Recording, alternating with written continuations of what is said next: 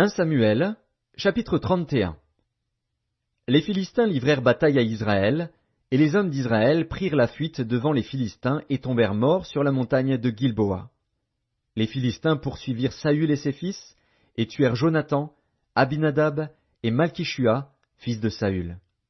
L'effort du combat porta sur Saül. Les archers l'atteignirent et le blessèrent grièvement. Saül dit alors à celui qui portait ses armes, « Tire ton épée et m'en transperce, de peur que ces incirconcis ne viennent me percer et me faire subir leurs outrages. » Celui qui portait ses armes ne voulut pas, car il était saisi de crainte. Et Saül prit son épée et se jeta dessus. Celui qui portait les armes de Saül, le voyant mort, se jeta aussi sur son épée, et mourut avec lui.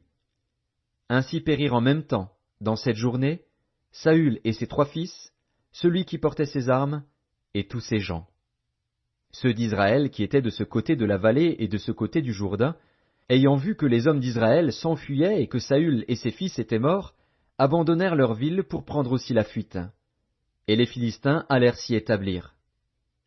Le lendemain, les Philistins vinrent pour dépouiller les morts, et ils trouvèrent Saül et ses 3 fils tombés sur la montagne de Gilboa.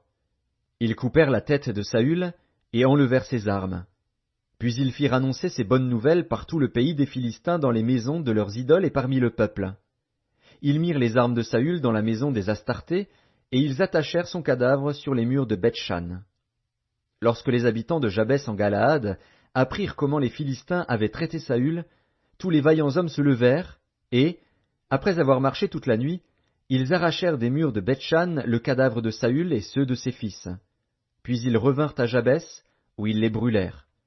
Ils prirent leurs os et les enterrèrent sous le tamarisc à Jabès. Et ils jeûnèrent 7 jours.